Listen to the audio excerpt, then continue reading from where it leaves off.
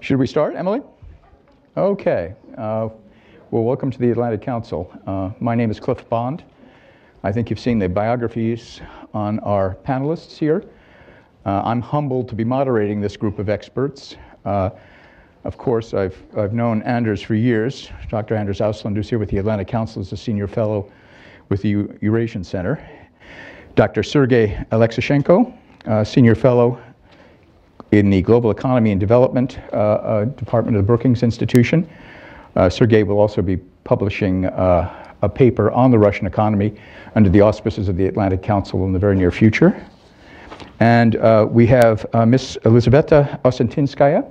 She's a fellow at the Investigative Reporting Program at the Graduate School of Journalism at the University of California in Berkeley. She'll be giving us a journalist perspective on the economy. And we will be discussing the Russian economy, its performance, and its prospects. I looked up on my Google that Russia had a nominal GDP of about $1.5 trillion in 2017. That's about 2% of world GDP. It placed at the 11th position by country rank in terms of GDP, smaller in fact than Brazil or India or any of the G7 countries. As I think many of you know, President Putin gave his annual address to the nation just last week. There were a lot of remarks that got headlines about nuclear weapons, but he did make a number of comments about the economy, particularly about promises to improve the status of the economy. Few specifics, however. He did recognize that more than 20 million Russians are below the official poverty line, and that growth was stagnating at below 2%. He promised new jobs, investment in education, housing, healthcare, and infrastructure, and plans to address the demographic problems that Russia faces. Putin very much had to acknowledge these problems, even if he didn't offer solutions, because they're apparent to the average Russian outside of Moscow, and perhaps in Moscow as well. The question is, what can be done about this? We're going to look to our panelists to discuss the state of the economy, and what needs to be done, what can be done, so that Putin can make right on these promises in the absence of a surge in oil prices. With that, let me turn it over to the panel, and I'd ask Sergey if he'd like to begin with some remarks. Okay, thank you.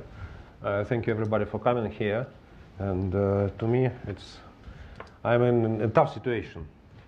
Because I cannot forget the statement of President Barack Obama, who said in the beginning of 2015 that Russian economy is in tatters. And I visited Russia. Lisa was in Russia recently, so definitely it's not in tatters. But maybe it will be, who knows. On the other hand, last week, President Putin, in his address to the Russian parliament, said that our target for the next 6 years is to increase Russian GDP per capita by 50%, and Russia should become within top 5 in the global economy.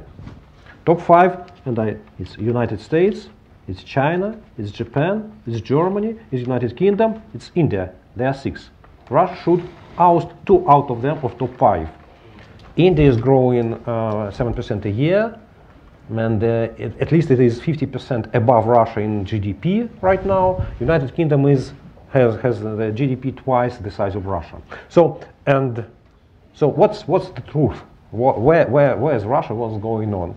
And I would say, as usual, the truth is somewhere in between, because in recent years, after the decline in oil prices that started in mid-2014, after the Western sanctions and Russian aggression in Ukraine and Western sanctions, Russia faced a severe economic crisis. It was the long-lasting recessions in the recent 20 years.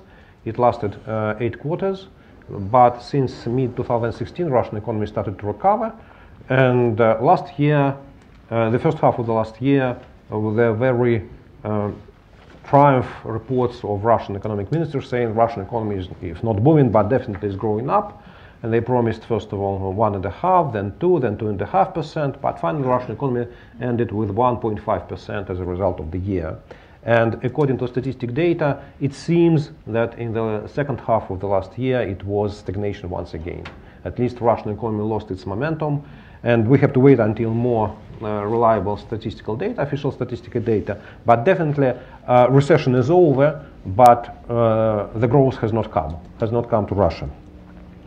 The decline in oil prices, the external environment for the Russian economy deteriorated significantly in the recent crisis, and Russia is a country that is strongly dependent on oil prices, gas, metals, coal, wood and pulp. So all those commodities, they represent 75 to 80% of Russian export, and that definitely Russia is an economy that depends on the external environment. And if we remember the crisis of 2008, 2009, Russian GDP declined 10%. This time, Russian GDP declined only 3%, and the first question, why? Why? I believe that the forecast of President Obama about debtors was relying upon this fact that, okay, last time you declined 10%, this time should be collapse. But it did not happen, and I see several reasons for that. First of all, despite in the crisis of 2008, in this time, the global economy was in a good shape. Virtually all countries of the world, they were growing rather fast. Global economy was growing 3% plus, and there was significant increase in demand for oil, in demand for gas in Europe, in demand for coal, and all that resulted in the growth of natural resources industries in Russia, and that means as well Russia produced oil and coal somewhere in the middle of the country, and it makes 4,000 to 5,000 kilometers to reach the border either way, either by railway or by pipelines. So, but in any event, it's transportation. So that means Russia is exporting a lot. Then Russia is importing. That's an increase in import. So all this wholesale trade is booming. And in fact, all 1.5% growth of Russian GDP may be attributed to the growth of the commodities sector. But except of that, there were another three factors. First of all, in 2012, Russia adopted a military procurement plan that counted 40% of GDP in the time of signing. So the program was signed in the end of 2011, and the military plan for next 7 years was 40% of GDP. In 2012 to 2016, Russian defense sector was growing 10 to 15%. Defense sector production was growing 10 to 15% every year. So, and definitely it helps a lot of economies, domestic economy, to grow up. And it was financed by the use of the fiscal reserves of the Ministry of Finance. So despite economy was stagnant since 2013, Russian Ministry of Finance used its fiscal reserves to finance military procurement. And that affected the whole economy. Next, there is one sector in the Russian economy that is growing virtually stable since 1999. It's agriculture. It's not a big sector in Russian economy. Its share in GDP is slightly below 4% at the moment, but the average growth rate of agriculture in those 20 years is above 3%. And except of two bad harvest years, 2010 and 2012, agricultural production was growing every year. And agriculture means food industry, domestic industry, it means retail trade, and this is a stable sector that keeps a lot of jobs, and that is very important for the mood of the economy. And the last but not least, it was the decision of the central bank implemented in the first half of 2015 to move towards the free floating exchange rate. If we discuss in black and white, Russian economy is a market economy. Market economy means that equilibrium in the economy is based on free prices, and the exchange rate is very important. Until end 2014, Russian central bank tried to manage the exchange rate one way or another by usually by spending its currency reserves. Since the beginning of 2015, this policy was over. Central bank, as Russia faced Western sanctions, central bank reported to Kremlin that we cannot reduce our reserves more, because in this financial isolation we need those reserves to keep stability of the economy. And Putin agreed with free floating. And free floating, if you look on what's going on in the Venezuelan economy, to a great extent it is the result of the managed exchange rate. So when country has multiple exchange rates regime, all managed by the very clever president who wants only good for his economy, for his country, nevertheless, very good intentions usually lead to hell. And a Russian central bank and Putin himself, they moved other direction. They allowed free floating of the exchange rate, and that allowed Russian economy to find new equilibrium in the very tough external environment much faster and with much deeper recession than it was 10 years ago. But as I said, starting from mid-2016, Russian economy is in positive dimension, is growing, though not very fast. I see the bulk of the experts, including myself, believe that the growth potential for the economy in the coming 6 years, let's say, that the horizon, political horizon for the presidential cycle of Vladimir Putin, the potential growth of the Russian economy is limited by 1.5 to 2% annually. And I see several, in fact, 3 short-term constraints and 3 long-term constraints for the growth, for faster growth of the Russian economy. On the short-term constraint, it is 2 of them are in macroeconomic policy, both on the central bank side and on the Ministry of Finance side. Central bank finally, as usually, bankers and economists, they have on the one hand, on the other hand. So that's why it's I have to repeat it. On the one hand, it's very good. The central bank finally decided to fight inflation, radically fight inflation. And at the end of this last year, inflation fell to 2.2%. That is historically low in Russia, and it is well below central bank's target, that is 4%. Annually, it's tremendous achievement. But in order to reach this target, central bank kept very high positive interest rates. The official key rate of the central bank by today is 7.5%. That it means it's 5% above inflation. And as if you are in the real sector and if you are looking for the credit, you cannot get credit cheaper than 10%. So that means 7.5% real interest rate. That is tremendous pressure for any business. So hardly many businesses can survive, and that led to the decline in the demand for credit. And credit is the fuel for any economy. If there is no credit, economy cannot grow faster. Minister of Finance impacted as well to the, let's say, to the constraint on the economic growth, because it announced that Russia needs to control its budget deficit. Though to my mind, it's not a very relevant policy. Russian state debt is about 15%, 15% of GDP. That is not very low. That's tremendously low according to all standards among all many countries. And to my mind, Minister of Finance could allow itself the more loose policy to raise some debt and to finance some expenditures. But Minister of Finance opted for the budgetary consolidation. Budgetary consolidation means tax policy is stable because President Putin promised not to increase taxes. And in order to reduce budget deficit, you need to cut expenditures.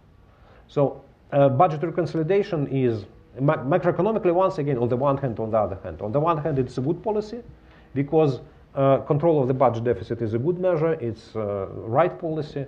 But if you do budgetary consolidation 5 years in a row, it is a pressure on the economy. Budgetary consolidation, if you want to do it, it's better to do it in 1 year, but not in 5. But Minister of Finance prefers to go step by step, very slow, and that's once again less expenditures, less budgetary expenditures, less investment, freezing of wages, freezing of pensions, and the decline in living standards, decline in private consumption, decline in investment. So that's the results of the Minister of Finance policy, and Minfin, Russian Minister of Finance, promises another 2 years, 2018 and 2019, of fiscal consolidation. And the last, but not least factor, it is the situation in the Russian banking system. Some people call it banking crisis. I call it the crisis of the banking supervision, because many Russian banks, including some banks that were in top 10 of the Russian banks, they were reporting the negative capital. That means that they have lost all capital plus something else. It doesn't matter, lost, this capital was stolen. Nevertheless, the central bank was unable to monitor this situation and definitely was not able to stop this situation. As a result, today 9 out of 10 biggest banks in Russia are state-owned, and more than 70% of the assets of the banking system are under control of the state or state companies. Except of one, except of Sberbank, all other state-owned banks, state-controlled banks, they are not efficient. They, from time to time, request budgetary subsidies and receive money from the budget. And that means that banking system, being under control of the government, being under control of the state, will not be able to make efficient decisions and will sooner rely on political decisions, political motivations rather than economic, and will hardly make decisions that will help economy to grow. And on the long term, the most important, and we should not forget about this, the stagnation of the Russian economy, the slow growth, is related to the poor investment climate. That for Russian business, for the businessmen in Russia, means no property rights protection, no rule of law, no political competition, no free media, and business is not inclined to invest. And this is political agenda, and this problem cannot be solved either by Minister of Finance, by Minister of Economy, or by the chairman of the central bank. This is political agenda that is in hands of the president, and President Putin does not promise anything.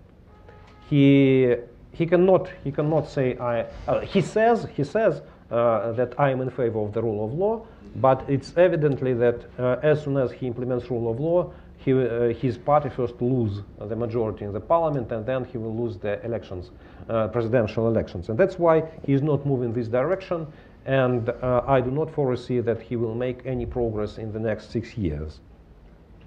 Second long-term factor is Western sanctions. I believe that it's like homeopathic, yeah. So you cannot measure the effect day to day. It's not. For example, all of us many of us saw this effect in the end of 2014 when Russian ruble was devaluing by 10% per day. It was under influence of the Western sanctions. But after that, ruble is stable and even appreciating. But inside the economy, the Russian economy is facing a technological ban. Russian economy has access to financial markets. Russian banks and companies, they're able to borrow, not those who are under sanctions, but all the rest. Today they're able to borrow, they're able to sell their shares, their equities in the Western markets, but Russian economy is not able to absorb Western technologies, Western labor force, and the technological gap between Russian economy and the developed economy will continue to grow if sanctions are in place. So it's a long-term effect, and it was interesting to see for me the last week report of the OPEC, Organization of Petroleum Exporting Countries, that says that Russian oil industry will start to feel the pressure of Western sanctions by the end of 2020. That means another 3 years. But nevertheless, the oil production in Russia, if sanctions are in place, oil production in Russia may start to decline. And that will be a very, very significant, that may be a very significant factor for the future development of the Russian economy, but we have to wait. Will it happen in 2020 or in 2021? But evidently sanctions, even current sanctions, if nothing will change, even current sanctions in the long run, they will play a significant role. And the last one, but not the least, and maybe the factor that is very difficult to avoid and to prevent, is demography. Russia is going to face significant demographic crisis. In his address to the Russian parliament, President Putin said that Russia is losing 1% of labor force each year, and this process will continue until approximately 2025. Another 7 years in a row. But at the same time, the number of people above working age, of pensioners, will continue to increase, and that will create, on the one hand, a pressure on the labor force, because economy will lose approximately 1% of GDP due to decline in labor force. On the other hand, it will cause the growing pressure of the pension system on the overall public finances, because more pensioners more pensions. So that's the long-term constraints, and definitely they will enforce a budget to spend money on pensioners, but not on investment.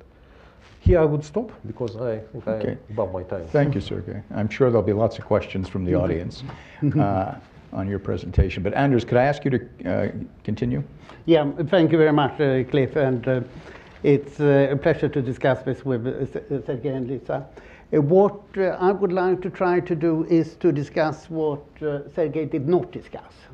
You can summarize the Russian economy in 2 words. Macroeconomic stability, that's perfect. I'm not going to talk about that. Sergey did so wonderfully. And the other part is near stagnation. That's what I'm going to talk about. And we are now seeing generally the forecasts are 1.5% growth a year. And then we saw these funny proposals by Putin that after a certain number of years, the GDP will go up by 50%. And then you, of course, ask, why? And there's no answer to that question. So I read Putin's annual speech carefully, and I was struck by 3 words that were missing altogether. The first was reform, the second was sanctions, and the third was Ukraine. So then one suspects that these are really the important words. So let me start with the first, reform. What Putin told us is that he's not going to do any reforms whatsoever for his next 6-year term as president. I had expected that. But it's always interesting to see the evidence coming out. And what is the problem with the Russian economy? The Russian economy today, I think we should look upon as 3 important pieces that Putin controls perfectly well. The first is the state, including the FSB and the courts. The second is the big state corporations that can be utilized by Putin and his friends to their personal benefit, which is not the benefit of the Russian people. And the third is the cronies. Timchenko, the brothers Rotenberg, and Yuri Kovalchuk being the 4 main cronies. And these people, according to Forbes, have amassed a fortune of $26 billion. I think that is a massive understatement. Why? Because Russia has a capital outflow each year of $40 to $50 billion. The assessments of how much private Russian individuals have abroad vary between $800 billion and $1.3 trillion. Happens to be exactly the Russian GDP, or slightly below the Russian GDP at the current dollars. And this has been amassed since 1990 in a pretty regular speed. The money has flown out. And then you wonder, why would people want to take money out of Russia? Well, the first reason is, of course, that the banks are not reliable, that Sergey talked about. But the more important is that property rights are not there. Sergey mentioned that also. So as long as Russia does not have property rights, about 4 or 5% of GDP leaves the country each year. And this is money that is saved by Russians, but it's being kept abroad. The return on this money is very limited, because this is essentially safekeeping. That's why you're seeing so many empty apartments in Miami and New York, not to mention the houses in the best parts of London. This is a massive waste. And these fortunes are then being kept in anonymous companies abroad, which is a big weakness of the Russian government that could be utilized. We don't know exactly to whom this money belongs. We don't know how much belongs to the old oligarchs and how much belongs to the cronies? Say 50-50. These are enormous fortunes that are being kept abroad. And this, of course, has big effects in Russia also. So Putin and his friends have no need for property rights at home. They have good property rights abroad. So why should they work for reforms? The idea that there will be reforms because people want to safeguard their property, this idea has not worked out, not in Russia or any countries in the former Soviet Union. And instead, if there are no property rights for others, the rulers can take the money away from them.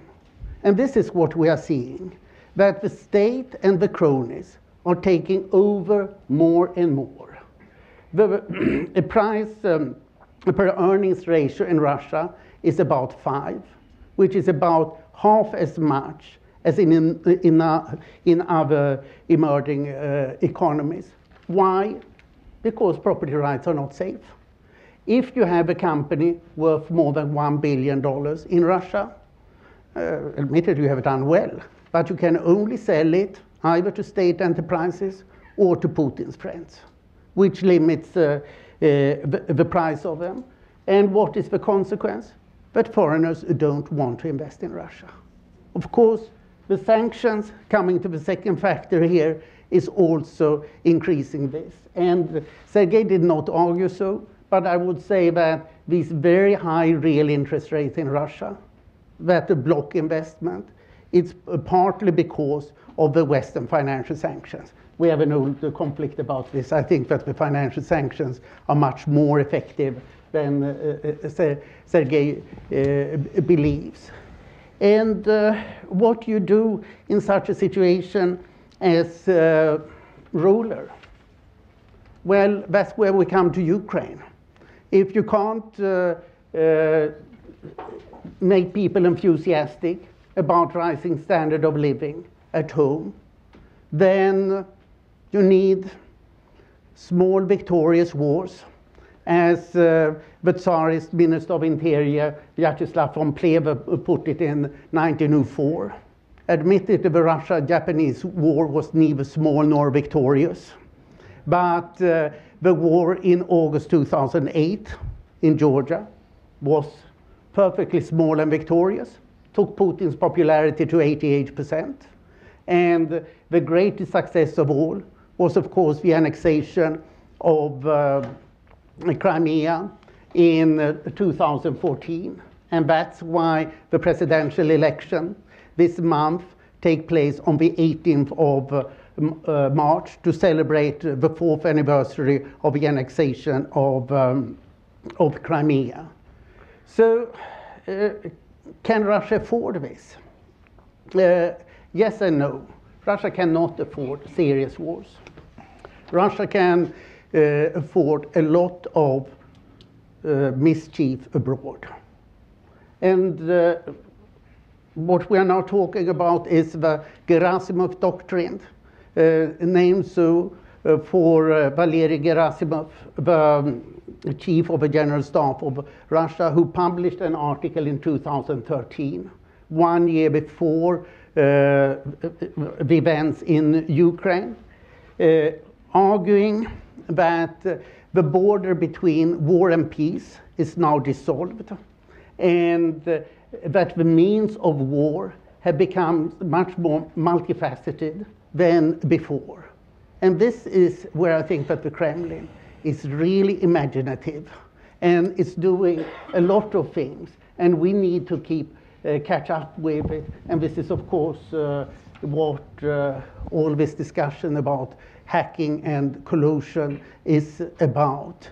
And we will just have to lift our hands for the skill with which this is being applied. So does Russia need a lot of military expenditures? Not really, because there are many ways in which you can make warfare cheap by pursuing hybrid warfare. And I don't think that we should take the 40% of Putin's speech about all this military hardware very seriously. What we should take serious is the intention to live on anti-Americanism instead of economic welfare. Okay, thank you, Anders. Elizaveta, could I ask you to give us that journalistic perspective? Yeah, I'm rashly losing my voice, so sorry about that. I'm not pretending that I'm a macroeconomist, I'm a journalist, so I prefer to look at things through micro perspectives, but I can give you some facts that you can then transfer into bigger trends, because they certainly are the bright signs of these trends. So the fact number one, since I haven't visited Russia, last time I came in late October, four prominent and important entrepreneurs whom I personally know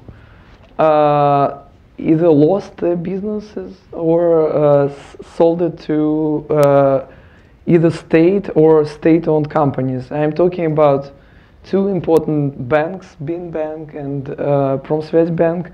I'm talking about the biggest real estate chain and also about number one retail chain and number one real estate company that was just announced recently.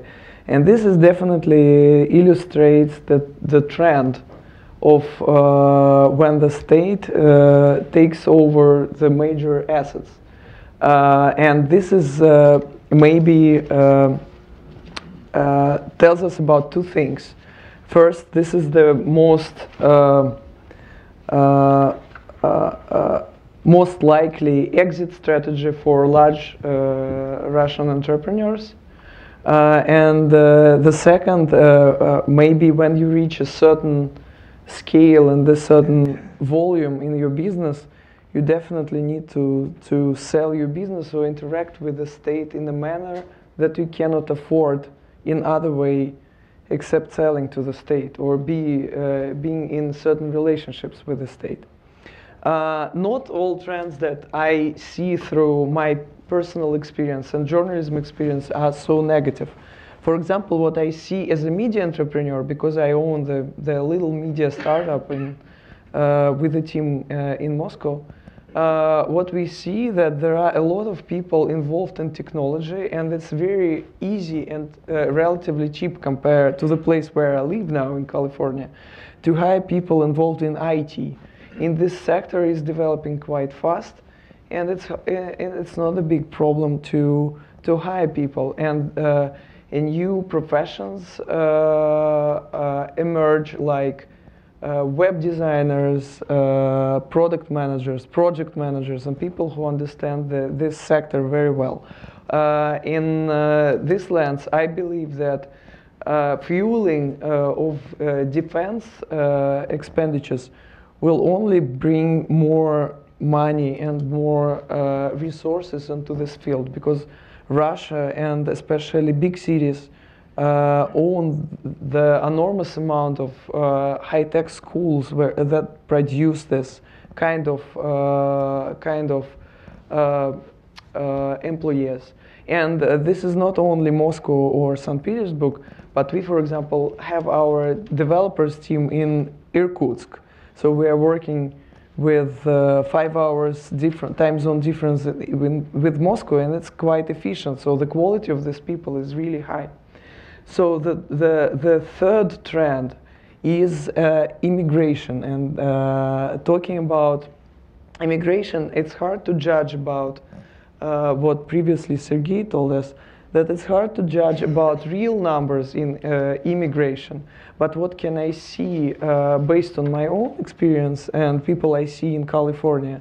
This is immigration this is a brain drain. So the people who are living, they're mostly educated, competitive, people who want to find better living conditions or who want to be successful in their personal business, and they try to do something and they clearly don't see much opportunities within the country, and at least they give themselves a try to build their small medium-sized companies.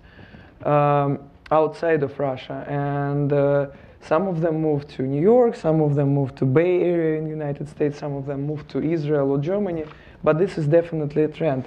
It's also hard to detect if these people stay in Russia or they moved, because they don't register themselves as immigrants anymore, because they don't have this need.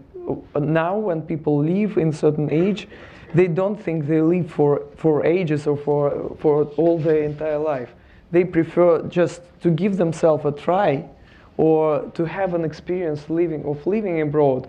Maybe they come back because these people are rational and they try to follow the positive trends and try to be successful. So if one country offers them something that another country doesn't offer, they definitely make the rational choices. So the trend number 4 that I observed, I call it in a metaphoric way to park the money. Park in terms of finding parking for your car, but the money in terms of money. This is increasing trends that medium-sized Russian entrepreneurs who made certain money in Russia try to find opportunities to invest outside of the country. And this is not just capital outflow, offshore or money laundering.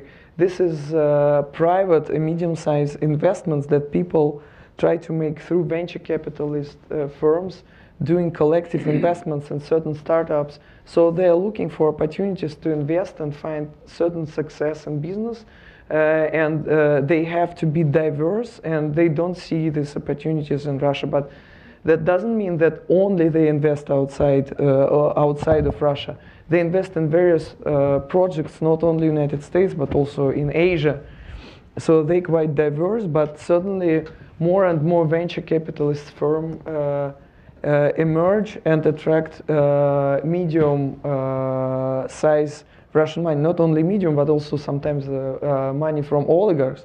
But talking about oligarchs, we definitely can see the opposite trend, that oligarchs have to bring their money back to Russia because of potential sanctions and threats that they will be under the sanctions. So, and the last thing that here I'll be contrary to you, to both gentlemen, in some way optimistic, that looking at looking at entrepreneurial environment in Russia, we see more and more emerging entrepreneurs who are not that big as we observed in 90s or early 2000s. But we see a lot of creative entrepreneurs who are still trying to find the ways how to build business within the country. And they're quite creative. I'm talking about small size and medium businesses. It could be consulting, it could be restaurant business, it could be small chains, and it could be a certain business in high tech, it could be apps, it could be whatever, but people still trying. And in some ways I admire Russian people who are still so creative that they're trying to build the successful entities in sometimes hostile environment that doesn't welcome investments or is not very entrepreneurial. But still, I believe in Russian people. Thank you. Thank you, Elizaveta. I'm going to open it up for questions in a minute, but I have one question for our panelists myself. Whether you describe the economic situation as stable in a macroeconomic sense or stagnating in another sense, degrading over time for a number of factors, including demographics. What does that mean? And some speakers have suggested already an answer to this, but what does that mean in terms of Russian foreign policy and for that matter, military modernization on one side, and on the other, on the political situation inside the country? I've heard people describe a situation where people are spending more time watching the television or looking at the TV and less time looking into their refrigerators and seeing how empty they are. At what point will this degradation hit politically in domestic sense, but also politically in a foreign policy sense? If somebody would like to try and take that on. Well, I guess that I responded Yeah, already you did. To it, but it's worth commenting upon it. But so far, there has been remarkably little of social unrest, and the little social unrest we have seen, it has been very concentrated to, for example, teachers, medical staff, Truckers. truck drivers, and it has not gone outside of one specific sector with very concrete economic demands. Talking about international policy of Russian state, Yeah. I have to admit that when I talk about people who about this brain drain thing or a medium and small size business, I think government and the state don't address their needs at all. I mean, for them, if these people leave the country, the state doesn't care. If these people come back to the country, the state doesn't care. Let's say there is no clear policy within the government of Kremlin regarding that people, because they are definitely not majority, and the state doesn't know how to deal with these people, how to attract these people, how to keep these people happy. They're definitely not manageable by television.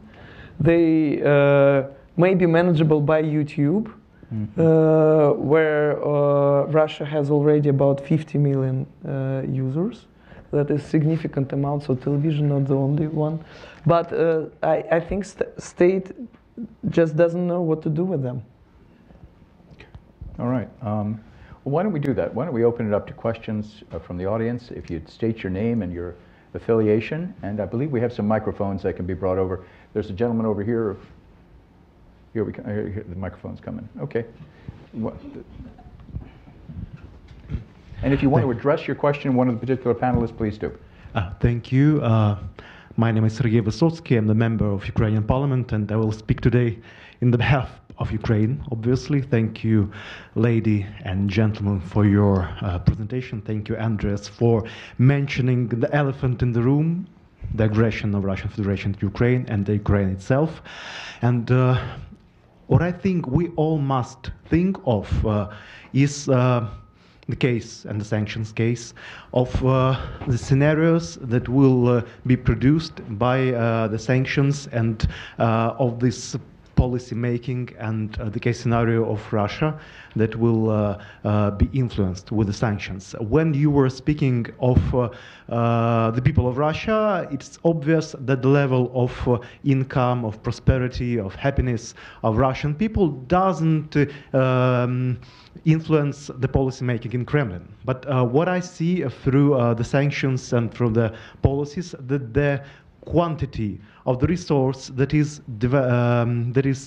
retranslated, and divided in the groups of Russian elite, the local elites, Kremlin elites, groups, the oligarchs, is shrinking.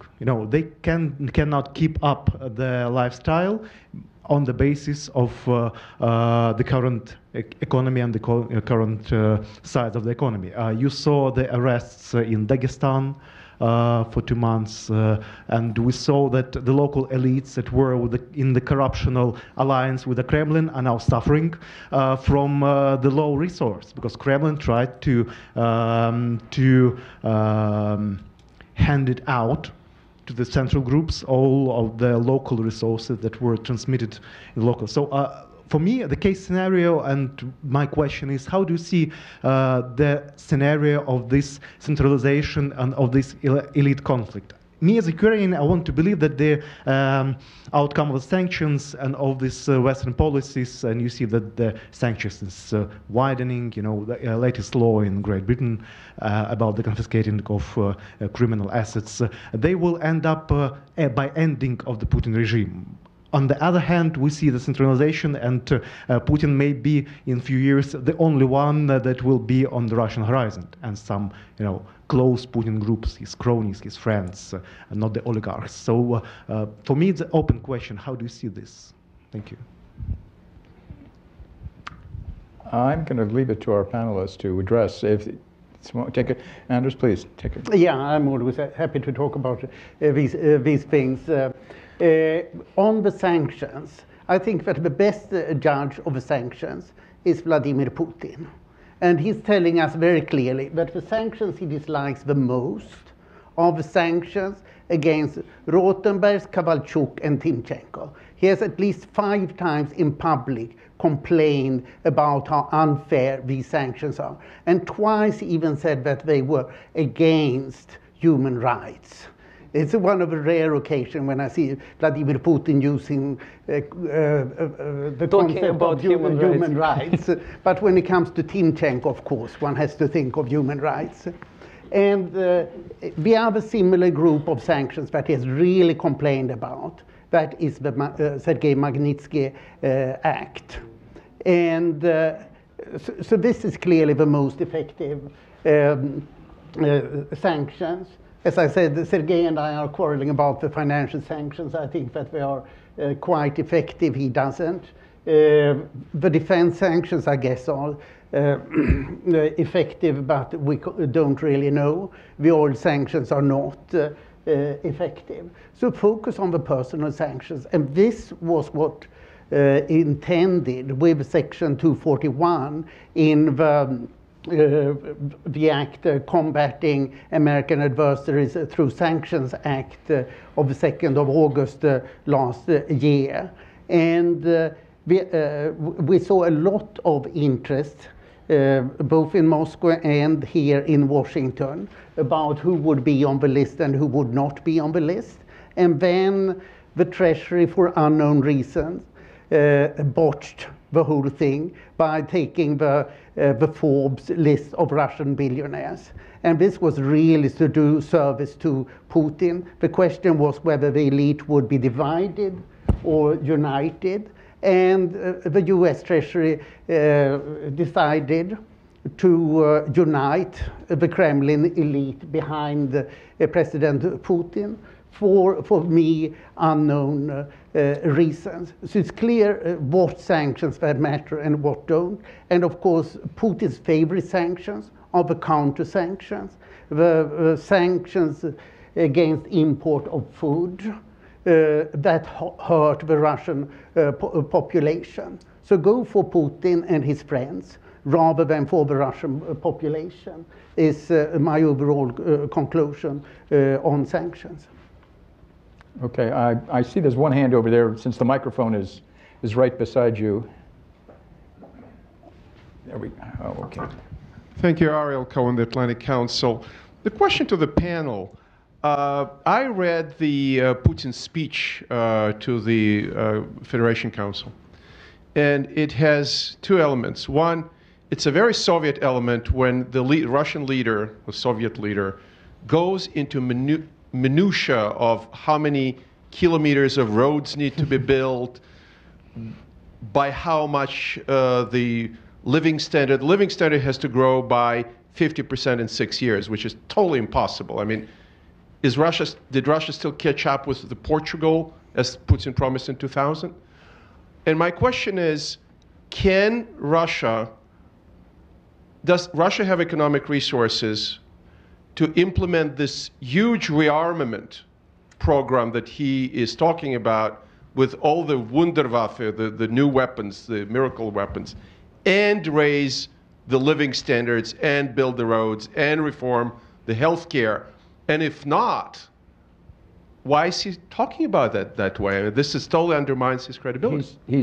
Well, I'll try, but I'll turn to Sergey and Anders to give you a full answer. I think the first answer is no, he doesn't have the resources to do both of those things. But he is, in the speech, recognizing that there are problems, just as everybody in the country realizes those economic problems are there, and holding out a glimmer of a hope that he can address them in some way while also playing his patriotic and nationalist card. Please, Sergey. Okay, Ariel, if you read, I read Putin's speech in different manner. First of all, it is first part economic, not military, is to a great extent the same what he wrote in 2012 in his pre-electoral article published in the Vedomosti. So technological gap, investment climate, needs to invest in healthcare, education, then it was wages and salaries, now it's just in infrastructure. So it's the same. He is an electoral cycle and he has to promise something. No one politician can promise the situation will be worse. He has to promise something, miracles. This 50% growth in productivity precisely was published in the 2012. In 6 years, productivity, it was in a May decree. Ariel, wait a minute. Ariel, as well. In his speech were both living standards and productivity. Productivity 50% in 6 years was in his May decree of 2012. We have to raise productivity by 50% in 6 years. So it cannot be done. Being under sanctions, under technological gap. So the short answer, I agree with Cliff, no, it's not possible. But I read his speech in another manner. Despite what was in the Soviet Union with Soviet leader like Brezhnev, first he said, in last 5 years we have done this, and the plan for the next 5 years is that. Normally he was talking about, he was отчет. Yes, he said what was done, while the prime minister was saying what we will do. Yeah? Putin said nothing about what was done. So he was talking about the future, and I read his speech as following. We have not fulfilled our targets in the previous 6 years because we were preparing for the war. We were under invasion. The US were threatening us. They invaded Ukraine. It is a battlefield with Russia. Ukraine is a battlefield. It's not Russia fighting in Ukraine. It's Russia defending against the US aggression. And that's why we need all these weapons. And then in the next 6 years, do not wait me to fulfill all my commitments I said above. We are going to fight US as well. So he has a choice, either military expenditures or living standards. Definitely the decision will be in favor of military expenditures. Let me add on this. I would also focus on how public in the room reacted on his speech. When he made his promises about healthcare, increasing living standards, and so on and so forth, no one was applauding in the room, and people were about to sleep. And at the point when he started talking about this weapon and things like, yeah, people started, being excited, and everyone accepted this speech.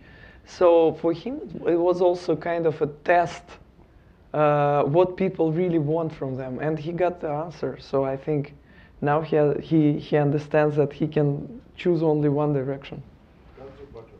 Yeah. We've got a couple of questions on this side of the room if you want to bring the mic down. What about this gentleman right here in the front row? And then you can pass it back to your neighbor. Hi. Excuse me. My name is Lee Block. I'm a sophomore at American University studying international relations and Russian language.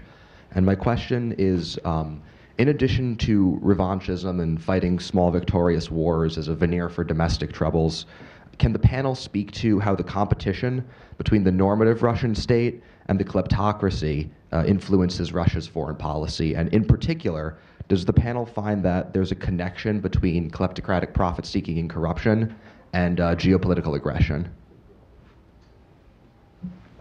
Go ahead, Andrew. Yeah, I'm happy to answer. Because Russia is a kleptocracy, it's a captured state, captured by a small number of people at the top, are becoming ever richer and concentrating ever more of the wealth of the state to themselves. Therefore, Russia can't reform. Therefore, Russia can't deliver more for the people, neither in terms of higher economic growth, nor in more freedom for the people. And if you can't deliver better standard of living, you can't legitimize your regime on that basis. So therefore, what you do, you have small wars. I would object to the word revanchist. I don't see Putin as revanchist. I don't see him as a neo-imperialist. I think that he simply needs some nice enemies to fight with. China is too dangerous. US is too disorganized. So US is much better as an enemy than China. China is a serious state. What the US is today with regard to Russia, that's rather difficult to say, and that is to Putin's advantage. I think I might take issue with you on the revanchism. I mean, my time in Moscow, plenty of Russians were talking about their claim to Ukraine and Belarus, and even parts of Central Asia. I think that is an element in, and I think his actions in Ukraine were originally sparked by a belief that those 8 oblasts of New Russia would somehow go to Russia once the separatist-supported fighting began in Donetsk, and he was surprised, I think, by the fact that it didn't happen that way. A distinction. It's true that many people in Moscow think so. I don't think that Putin is there. I think that Putin is a skillful, opportunistic politician, and how he used the national symbols, that he chose the Soviet anthem, he chose the Tsarist coat of arms, and the liberal Russian tricolor. Each of these symbols were the most popular among the population. So therefore, I think that is simply skillful, follows the opinion polls rather than push any principles himself. Okay. Please. Hi, Aaron Schwartzbaum. I run a daily news brief on Russia's politics and economy. And before my question, Ms. Osetinskaya, I just wanted to congratulate you on the Bell. It's an absolutely phenomenal news source, and I'm a big fan. But I have actually two short questions for Mr. Aleksashenko. One is about what may look like a consumer credit bubble beginning to form in Russia. You see contracting real income, consumer activity increasing, all the while real disposable incomes are continuing to contract. My second question concerns Rastat. There's a recent scandal over the last week or two about real income data wherein they counted a pension payout last year and then this year stopped counting it to achieve a better number. And the question really is, how reliable is state data these days? Thank you. On the consumer credit bubble, it is a fashion topic to discuss, though I believe it is strongly exaggerated. The half of the increase in household credit is mortgages, and in mortgages approximately 70% is going to refinance old mortgages. So the real increase in new lending is not as big to the size either of households' incomes or to the bank's balance sheet. So it may be a problem for some banks, but if you read backwards, let's say 5-6 years, you may find a lot of stories about banks like Ruski Standard or Renaissance Capital or some others who should be definitely in trouble and in tatters, but they still and stable, and you can read nothing about Bin or Pромsvязь. Like Lisa said, they were not. The owners have not sold them; they became bankrupt, and the central bank just took them for penny. So no rumors, no bad rumors about those banks, but they failed. So I think that these rumors are exaggerated. On reliability of official statistics, I think that there are two sectors that are less reliable among other. At minimal level, first is households' incomes. It's definitely there is no good statistics. Second is investment. Yeah, and I would not. In the most recent report, as a result of January, Росстат, the Russian statistical agencies, tried to recover, to say, publish the revised data, taking into account this January last year pension increase, 1 month increase. But in general, households' incomes are calculated very poorly. And for example, Russian statistical agencies calculates purchases and sales of foreign exchange as incomes and expenditures of households, not like savings, but like car expenditures and incomes. So that is, in my mind, it's crazy. So households' incomes and investment are non-reliable in my mind. Please, gentleman here.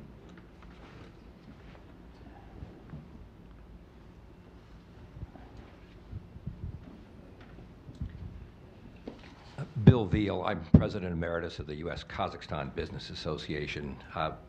First panelist, Sergey, mentioned agriculture and briefly. I wanted to ask about agriculture in greater detail. Is this a sort of hidden success story in Russia? The new agricultural organizations that were established and foreign investment going into these organizations. Is this an area where foreign investment has been coming in into Russia and making a dent? So I'd appreciate if all of you would comment on it anecdotally as well. Thank you. And I just, what do you think is the principal reason for the success in agriculture? Is it the privatization of farmland? Is it import substitution because of the sanctions? But I know that Russia is now a principal grain supplier, which, you know, Russia and Ukraine. Russian, yeah. Yes, I would say nothing in agriculture. Not a lot in agriculture depends on import substitution and on counter sanctions, because usually the cycle in agriculture is much longer than you can imagine. For example, Russia banned import of apples from Poland, but how many years will it require you to plant apples and to get the first harvest? I think at least 5 years. So we have to wait for import substitution. And the growth of Russian agriculture started, as I said, in '99, and since then, every year is growth in some sectors like poultry production or pork production. It was 15 to 20% year over year. So in some sectors, the progress is tremendous, and like in grain production, in the Soviet Union was the importer of grain. In '90s it was neutral, but starting 2000 Russia became exporter of grain, and nowadays it's number one. This year number one, previous year number two. With Ukraine, we are switching our positions, and I see two reasons for this. It's really a success story. It could be better. It could be better, and the first pillar is private property on land. And the new land code that was adopted by Russian parliament in the first presidential term of Mr. Putin, and it really allowed it provided significant boost to agriculture, and as well we have to remember that the financial crisis of '98 devalued ruble significantly, and by that time Russian agriculture became more sustainable.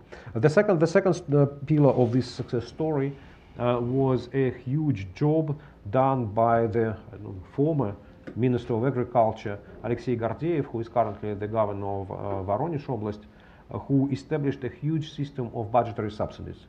Russia in all years spent huge amount of money on supporting agriculture, but they were not systemically, and it was very difficult to understand how they work.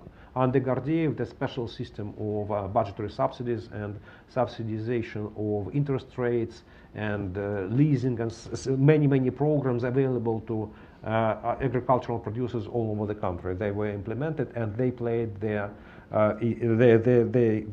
role.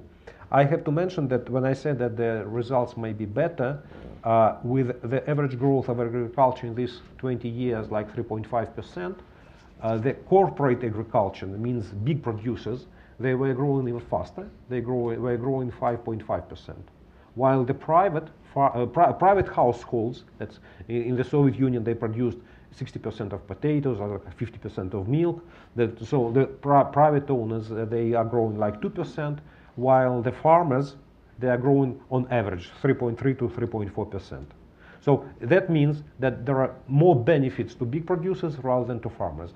But I don't know, maybe it's a natural trend in Russian agriculture that the big producers should grow faster. But since I believe that the space for further increase in agriculture exists, although we have to remember that Russia is located in non-favorable climate.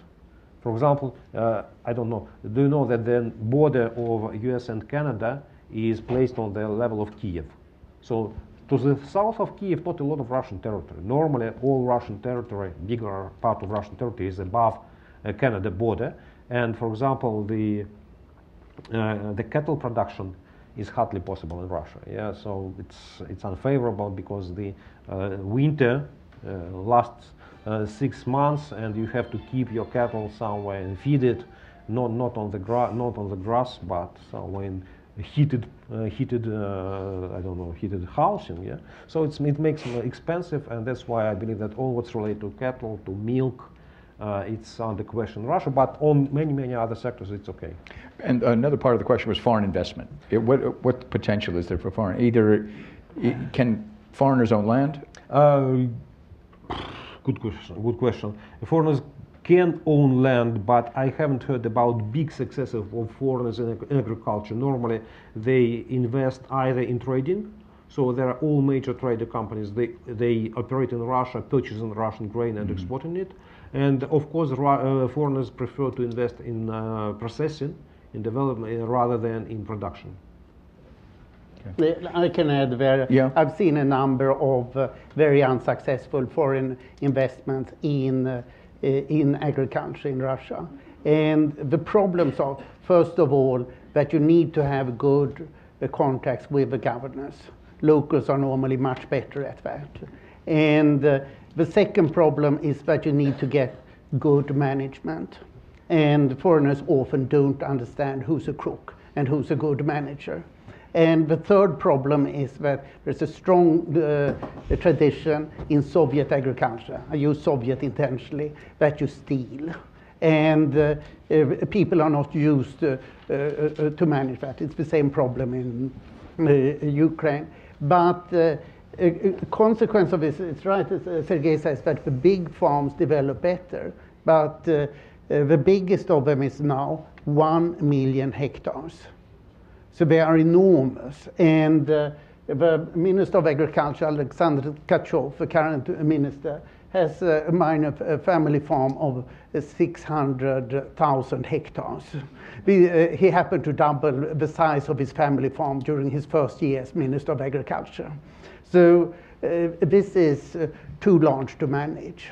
So what should be is that they should become smaller. I don't know how small. They should be big, but not of this massive size. Okay, why don't we go to this side of the room with a question? I see a gentleman down there who I believe I know. Oh, thank you. Hi, Ken Yelowitz, retired state, now Georgetown University. To any of you who could address this, what's the status of the sort of rainy day funds that were developed when oil and gas prices were high and billions of dollars, were taken into sort of some type of reserve fund. I don't remember exactly what they are. But have those funds all been depleted? And also, given the situation that you've outlined, more state-owned, more state control, are the resources there to keep buttressing these dinosaurs? On fiscal reserves, Russia still continued to keep this policy, to promote this policy. It's called budgetary rule. And when the oil price was above $100 per barrel, approximately 50% of the revenues of the federal budget were originated from oil and gas. That means either production or export. And since 2006 to 2005, different types of budgetary rules were implemented. The current rule says that the revenues that are linked to the oil price above $41.6 per barrel should be accumulated by the fiscal reserves. Previously there were two funds. One was called Reserve Fund, and the second one was National Welfare Fund. Today only the second remains. The Reserve Fund was depleted last year up to zero, but the use of the Reserve Fund last year was $16 billion. And Ministry of Finance, due to the budgetary rule, purchased in the market $15 billion, or more or less the same, but invested them in the National Welfare Fund. So we have to say that in the last year, the use of fiscal reserves was neutral, was zero. And if the price this year is $60 per barrel for the whole year, Ministry of Finance will be able to purchase $40 to $45 billion to its fiscal reserve, means doubling the amount. Yeah, so this policy is in place, and they have plenty of money, Please, if we've got the microphones. Yeah, the overall size of fiscal reserves by the end of this year of liquid part may be about $100 billion, and the size of the expenditures of the federal budget for 1 year is $250 billion. So just to understand the amount. Okay. Hi, my name is Dmitry. Thank you very much for the discussion. I have two quick questions. One is, I think one of Russia's strengths has always been a well-educated population. I was wondering if you could talk about primary and secondary education in Russia. And the second one is about the infrastructure gap. I was wondering if you could talk about it. Is it shrinking or is it growing? And is there any plan to address it? Thank you.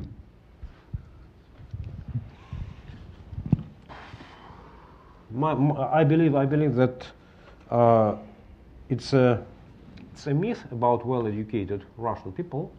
I think I have two old sons. One of them is 30, another is 27, and they graduated Russian school but got their education, one in the UK, another in the US.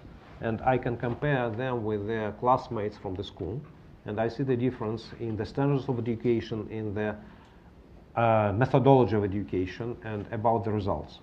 So I think that Russian in all international ratings and all international comparison, Russian school education, primary and secondary education is rather somewhere in the middle of the rating. It's definitely not improving. I would say it's stable, but somewhere in the middle.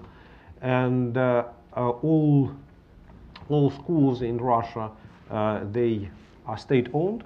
Then the number of private schools is really, really small. And all state-owned schools, they have the same standards. They have methodology and no flexibility.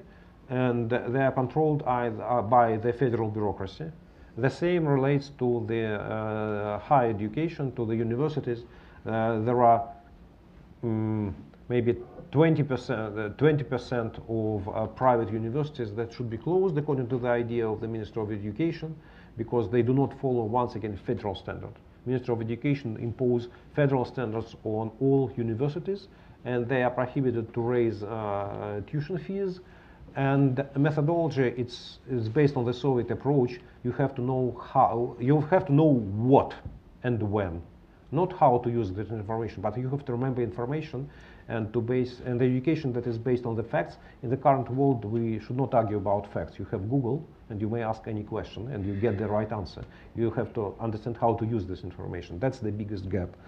And from what I see, I spent 5 years in the higher school of economics, that is in Moscow.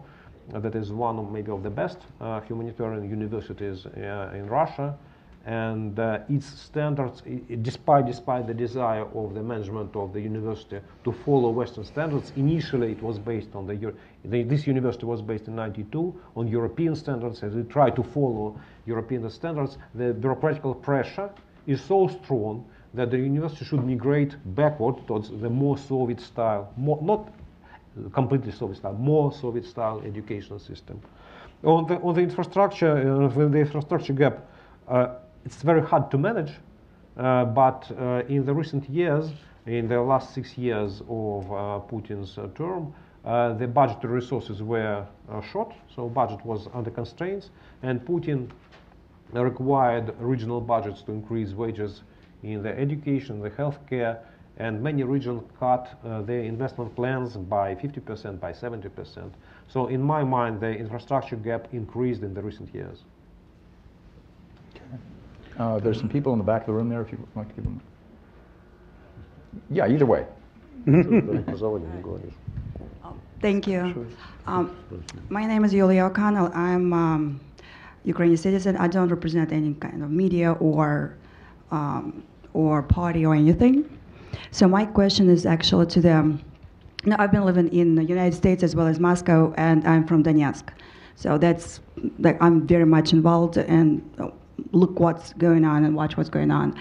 And with all the turmoil that Mr. Putin, caused the world, even though you say it's mischief, it's like I'm from Donetsk. It doesn't look like mischief. It doesn't feel like it. And all the, from that, from Donetsk to the poison his own people on London streets, like we just learned. You said that, and that when we come to Ukraine, and I quote, what you feel would be a mission, or could be the mission of Ukraine to the world, and is it possible? Is it do you believe that Ukraine can carry, if there is any mission? So that's my question. Thank you. Yeah, that isn't the subject of this panel, but if one of the speakers, and it looks like Anders is keen to reply, would like to address it, you're welcome.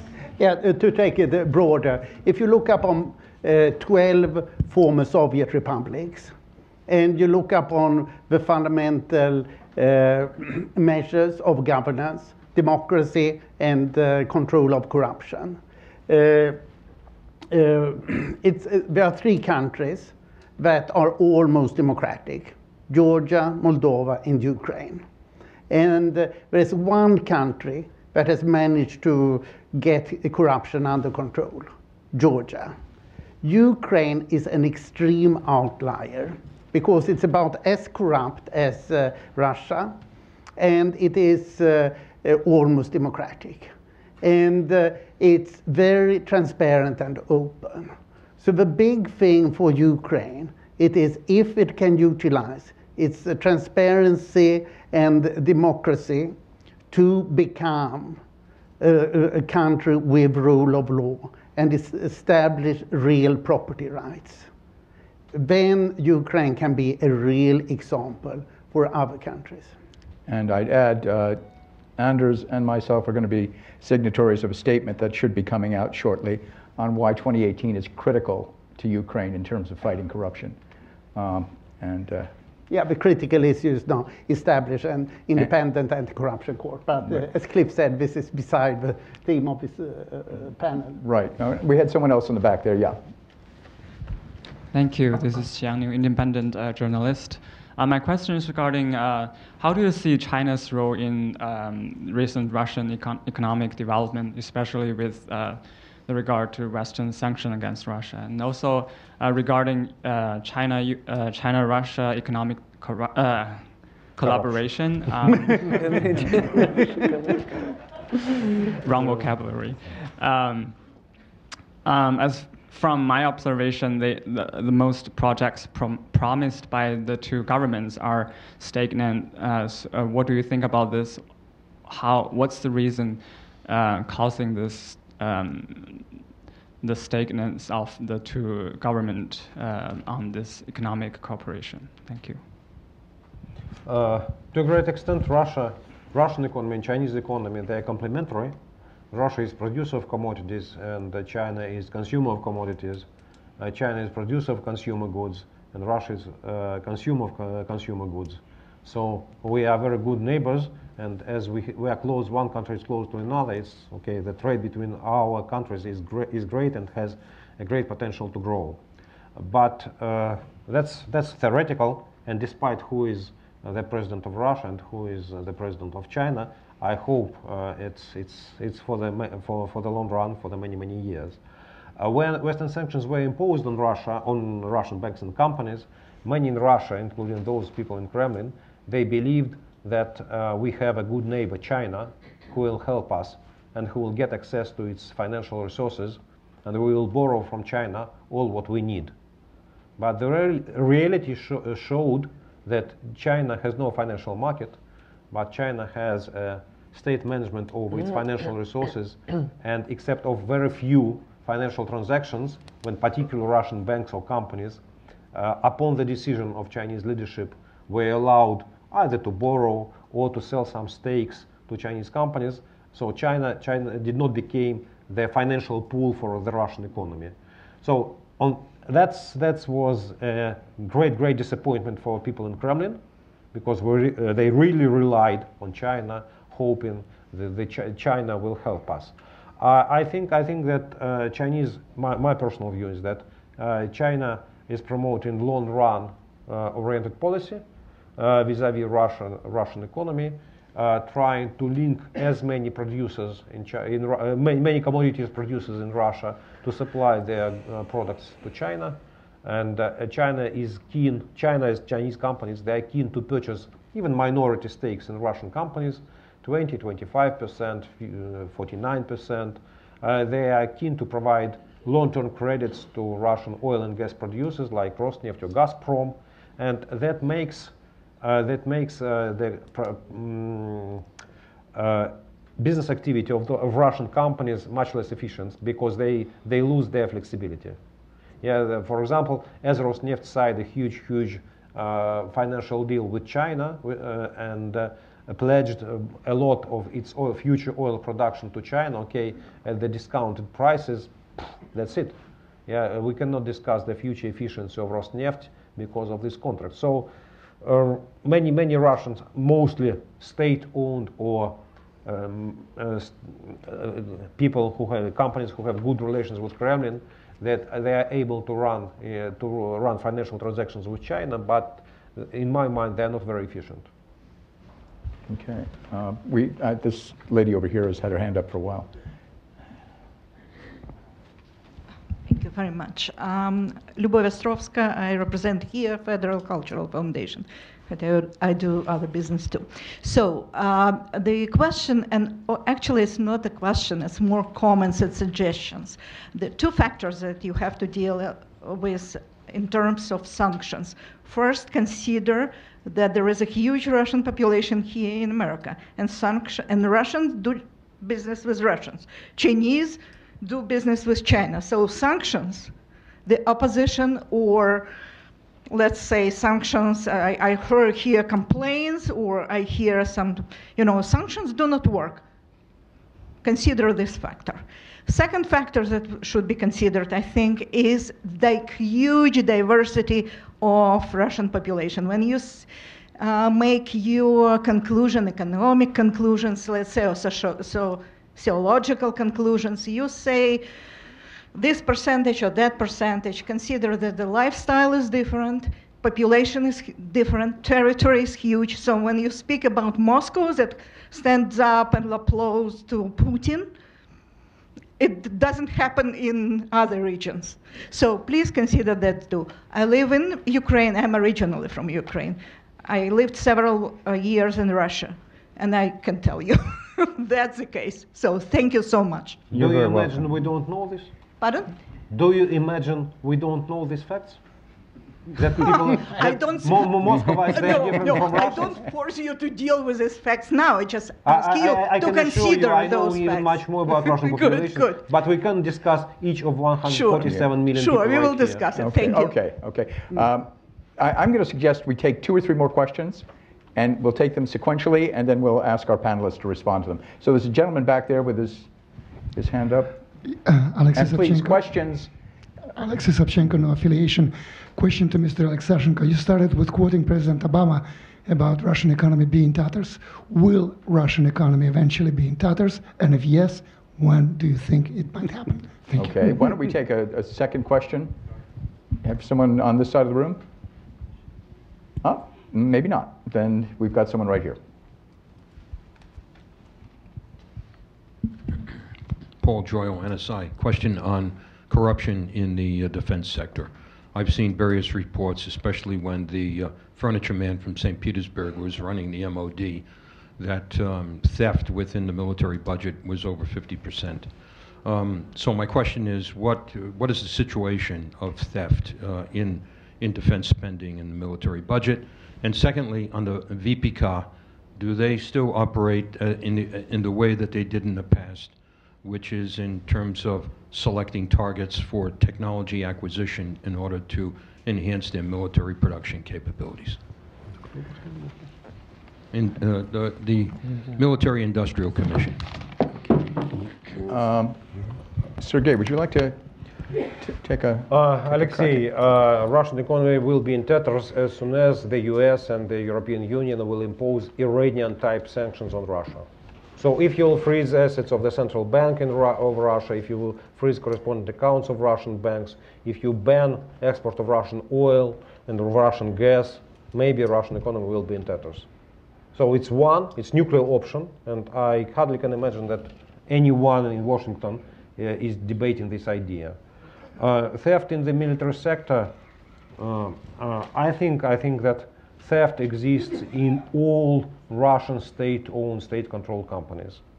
50%, in my imagination, is much too much, because the military budget is so huge that if the theft is 50%, you should see some corresponding numbers, for example, in private incomes or in capital outflow, somewhere in private deposits, but you cannot see those numbers. So I do not believe that this number is close to truth.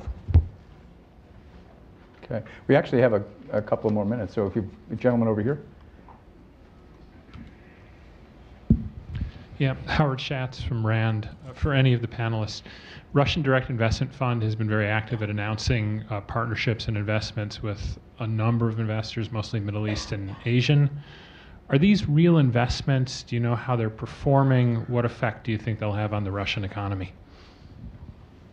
Well, in my experience, the outcome of this fund actions were not very efficient in the past.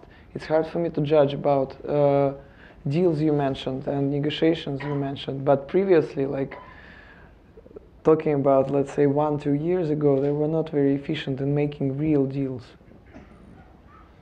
I happened to look recently. Kirill Dmitriev, the head of Russian Direct Investment Fund, was the only of state CEOs who had met with Putin privately 3 times in a year. So it seems that the Russian Direct Investment Fund is now very much the central slush fund that is being used in all contexts. It is under sanctions. And with Kirill Dmitriev, who's very Western, with Harvard MBA, etc., it's Putin's outreach to the US more than anything else. And I think that's how one should see it, as a political arm to the Western financial community, and quite a sophisticated one. But it's $10 billion in money, so it's not all that much funding. Until 2 years ago, it was officially a subsidiary of Vneshekonom Bank, which is not really what you would like to be. Now it's independent. It's actually called the Sovereign Wealth Fund, which is also very strange. Okay, I would like to ask the audience to join me in thanking our panelists.